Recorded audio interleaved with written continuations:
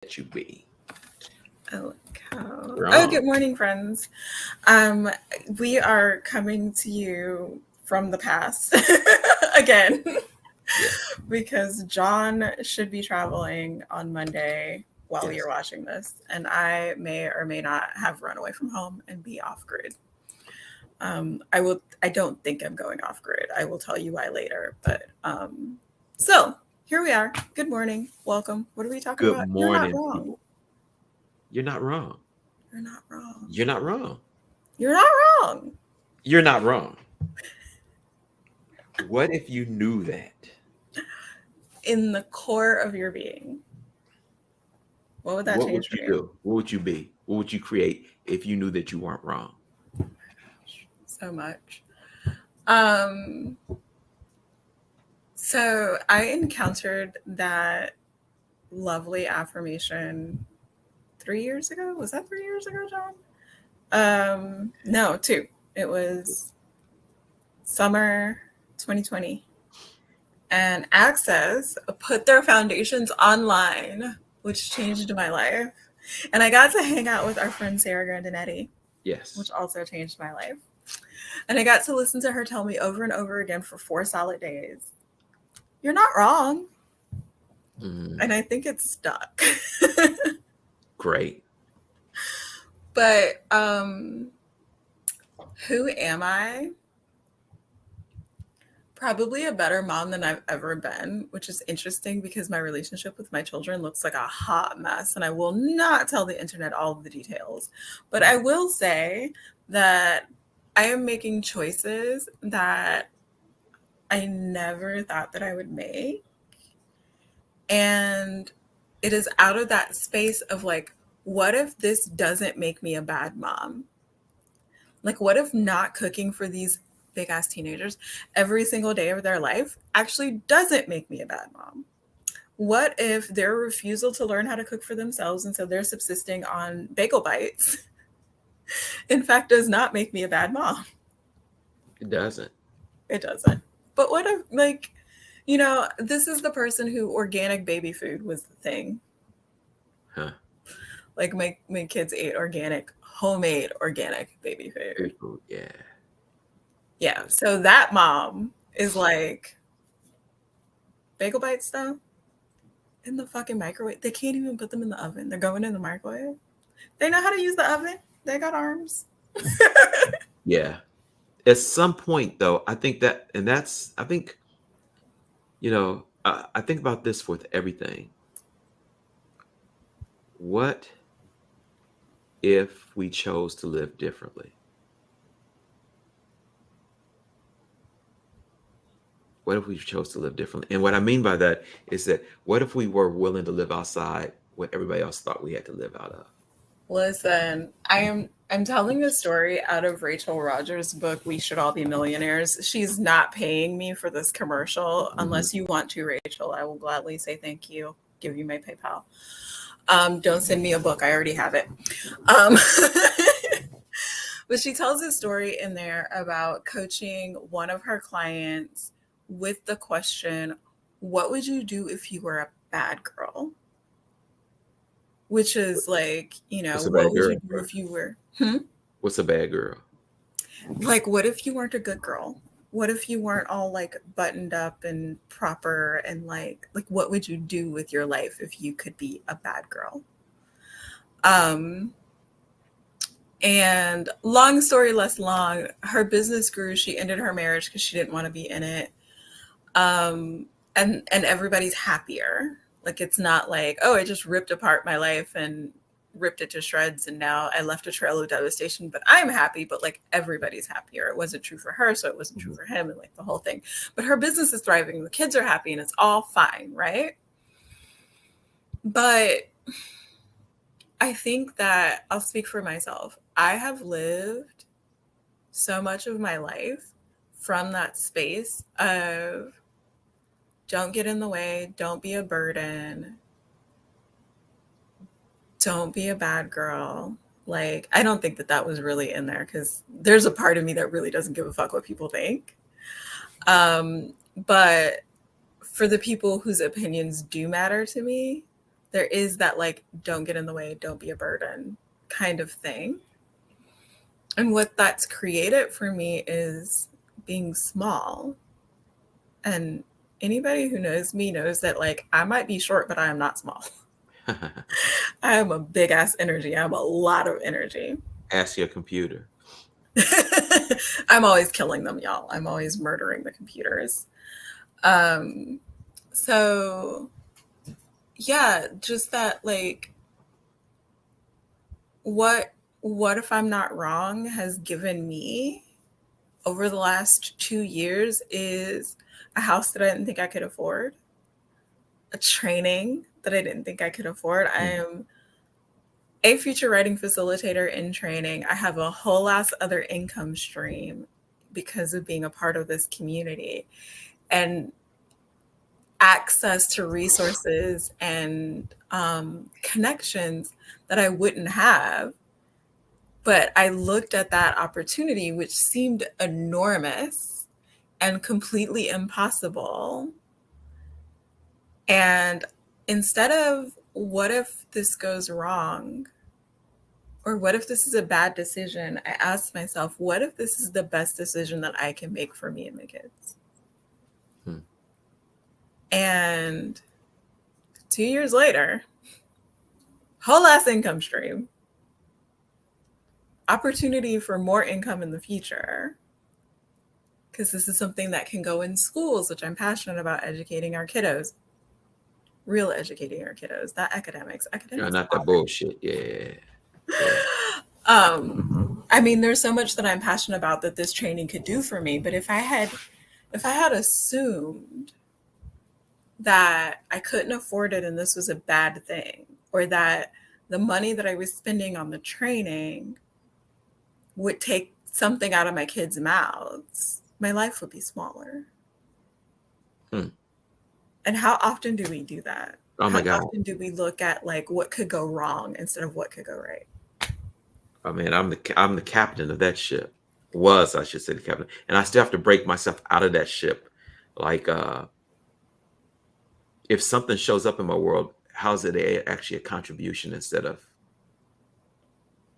something being wrong? Like I would like, you know, I did this, and this, and so it has to be wrong. You know, uh, it's almost like the title of what we're talking about today. It's like I'm wrong, so I walk around with this judgment of I did something that kept me from being greater than what I am, instead of saying, what if this is actually a contribution for more greatness for me? For Mm-hmm. example, I use it like this. I like analogies. If you take not cat shit, that's not good. I guess you can use cat shit, but most people use or birds, chicken, cow, horse, and they mix it with old bananas, grass, watermelon rinds, cuttings from old vegetables, and you put it in a container. It will create a soil or dirt that will allow plants to live. But at the base of it is shit. Poop. And it contributes to some greatness. What if that's where we are? What if we don't realize that when something's going on, or when we're parenting, or when a relationship, when we're looking at this here, and it's the worst case scenario, it's just the beginning of this new life. But first it Listen, has to break down. First it has to change. But it has no judgment on being shit. yeah. It just realizes that some state I will actually, it's the cocoon butterfly scenario. I know we weren't going to talk about the parenting, but we're going to talk about the parenting without telling y'all my whole life and all the details. So I am at the end of probably the worst depression I have had. And y'all, I have been depressed for so long, so long. And last year when it was really bad and I was crying all the time and I really wanted to quit being a mom, which is a job you can't retire from, by the way. You just can't like, anyways, I digress. I did not read the fine print. I was crying on the phone with one of my healers, and I was like, I'm failing them. Like, it's so bad. It's not really that bad. I have really high expectations, just Yeah. so y'all know. My expectations are way up here, and my kids are like right here, but I'm mad about the gap in the middle. These are phenomenal humans. I want, like, for those of y'all who are going to be like, but Lila, I know, they're great. I'm hard on me. I get it. So I'm crying. And she says to me, you know, I'm talking about the cleanup that needs to be done in our relationships and the healing that needs to happen and the apologizing that I need to do because of all the things that I've done that have led to my kids like not being as well adjusted and functional and happy as I would like for them to be. And she said, but like, what a gift is that? That they get to do the cleanup with you, that it wasn't just perfect, that they get to learn how to heal and repair and like all of these things. And on the one hand, I'm like, yeah, that's great. On the other hand, I'm like, I really wish we didn't we didn't have to do this. But Yeah. you and I were talking before we got started about like the generational things and the family lineage and the healing and all of those things. And the thing is, I was 30 years old and my mom was literally on her deathbed before I heard from her that she was proud of me. She didn't look, well, that's not true. This is the second time. The first time I actually believed it. The first time she said it to me, I was like, I don't want your pride, go away.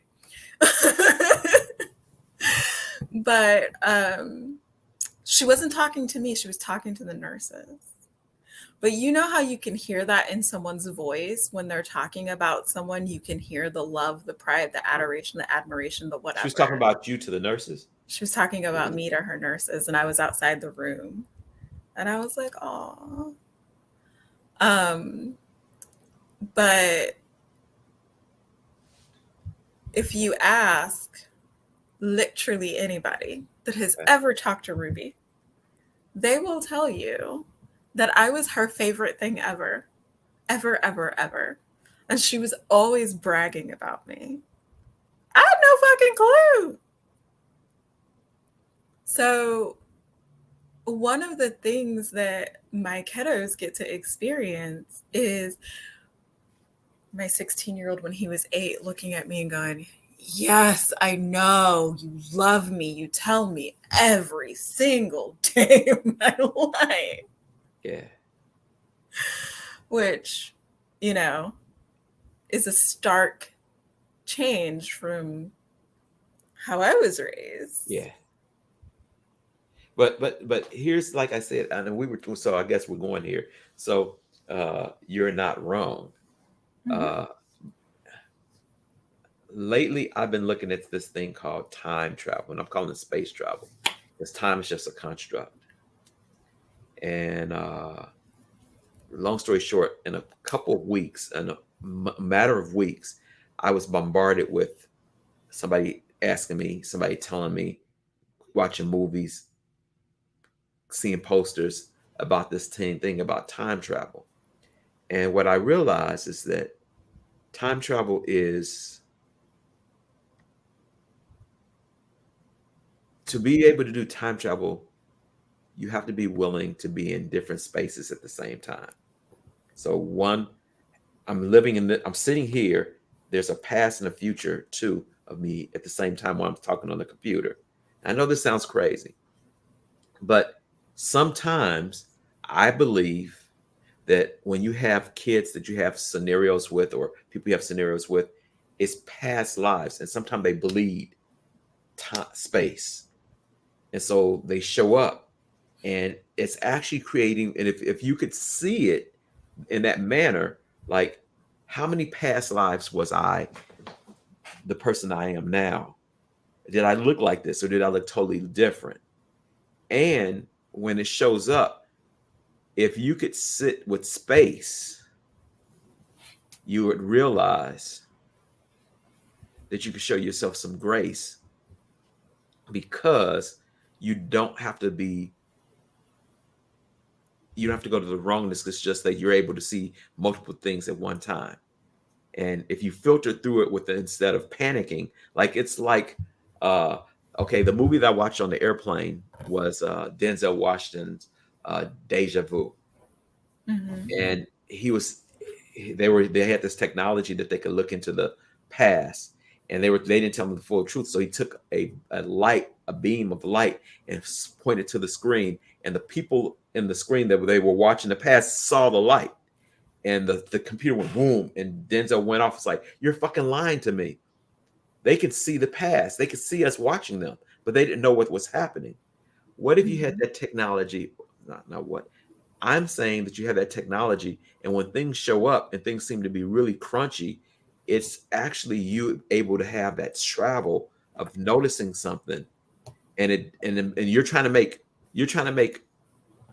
sense of it. And I hope I'm not losing people with this. I'm not making sense. You're trying to make sense of something that actually is contributing from the past or the future to you. And so Go ahead. raising kids, like uh way before I started getting to consciousness and stuff, I had a sister by the name of Antoinette, that told me that my son, she said, oh, I said, I'm having a son, and she said, oh, you knew him in a past life. I'm like, huh? You guys were like brothers at one time. I'm like, what? She was like, yeah. And I realized that even how sometimes my son I talk to and I'm close to all three of my kids differently, but I have a realization of that. And so I don't allow it to pollute this relationship now, but I look at the contribution that it is, and I also adjust the way I address him, because he is my son this lifetime. And when he was younger and I got the information, I wasn't gonna make him my best friend, but I had an awareness. And I think that a lot of times we have an awarenesses, and we go to wrongness because we have an awareness of something that we should have done, could have done. And whenever you hear that should have, could have, would have, you might want to back off of that and ask yourself a couple of questions about, where am I really? Who am I really? Mm. And I hope that Mm-hmm. makes sense to people who are actually watching this in the future, because what I'm I'll saying get is, it when they get it. yeah, well, like what we're saying about raising our and ancestral things are very unique. Ancestral things that we deal with our family, like we were talking about before we got on here, people. We were talking about. I was just talking about my mom's relationship with her mom, and then I know my aunt Donna talks about her relationship with the same mom, and my grandmother to me was a different relationship with me as her grandson, as her older grandson. Grandparents, go on. They're horrible to their children. They're great when they're grandparents. But Maybe not as horrible. I got older, I mean, I have some art that sometimes I show people. And my grandmother was an artist to her core. She was probably, I talk about my mom and cooking all the time, but I think a lot of my mom's recipes with my grandmother's, like the cookie recipe. If you taste any of my cookies, that's usually Dora Dunnigan's. But Dora Dunnigan had some stuff that bled from other lifetimes that really fucked with her mental capacity. Mm. And they create great sadness. And now, being a person of energetics, I can actually tap into that. Like, wow, there was a lot of sadness in that space for her. And so it affected my mom and my aunt and my uncle and my aunt, because the way she responded to stuff was out of, this is me looking at like some other wild shit of what happened to her in a past life, and how it did not fit for being an African American woman living in Alabama. Mm. My grandmother was one of the most elegant women that you would ever meet. Mm. She would fix a table like you thought that you set a table as a king, and she knew, she studied this, and she didn't have to study too much, because part of it, she was that.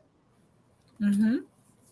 And her communication was tattered because of the other energetic stuff. And people would call it mental health. I call it the energetics of living in a condition. It's like, I know that she must have waken up countless times like, what the fuck is this? Mm. Who are these children? What am I doing in this space?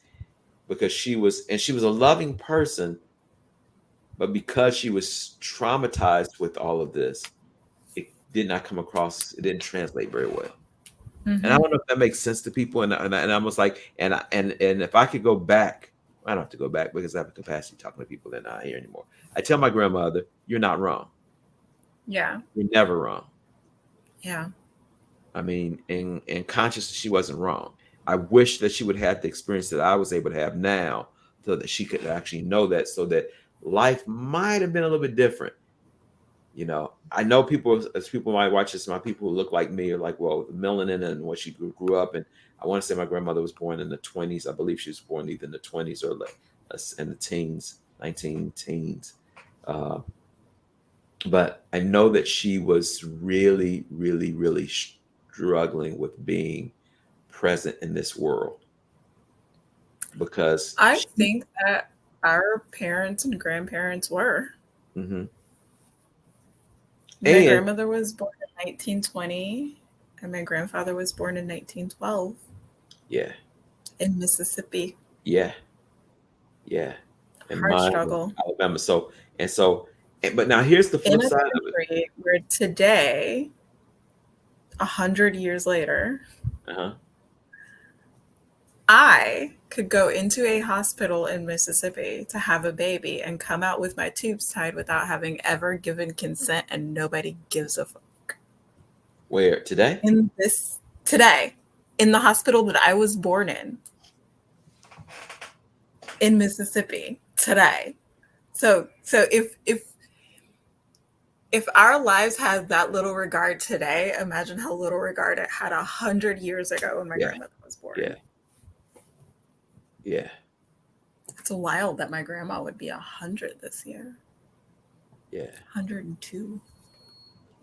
yeah, yeah. My grandmother would be like 115 now. One of my grandmothers, I think. She's born Yeah, what, but like 112, maybe. Yeah, kind of interesting. Interesting that whole concept of time. yeah. You know, uh, but going back to our title, you're not wrong.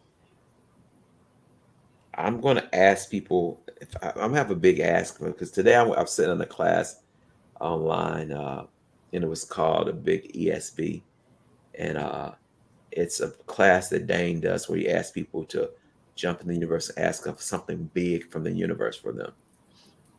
And so I'm gonna ask people this: what if you let go of any sense of wrongness ever? And from the moment you watch this to this point where I said this, you actually like uh I almost call it degrees, uh, like an onion, layers of an onion. That every until this till we get off here, that you let it just vaporize all the wrongness that you like, the wrongness in the relationship you've been, the wrongness in the parenting that you've been in, the wrongness in uh, the The choices that you choices that made. you think you made. Yeah. What if you just are being allowance? This I'm asking. This is a big ask. This because during this day, I asked for a big ask. For today, this morning, I asked for. I want a big ask of more body communion. Mm. And what does that look like? Without, because a lot of times for me, where it comes to wrongness, I go wrongness with my body. Like, here's something for people that don't know. I'm contemplating cutting all my locks off, and because I sense something different. I sense something different with that. Uh, and I perceive all the wrongness that I'm gonna receive. Like, why'd you do that? You know. And part of me is just like, and then I went to the wrongness of like, oh my god, without here I'll be ugly. You know. Uh, You're I, so funny. yeah, I, For you know, those of you who are new to me, hazing John, I tell him regularly to look in the mirror and acknowledge how glorious he is. And he always like foo-foos me off. So I'm just gonna keep saying it until he's like, Lila, you know what, you're right. I appreciate That love you means just his for that. lips. Y'all, look at them lips. Anyways, carry on. Now I'm blushing.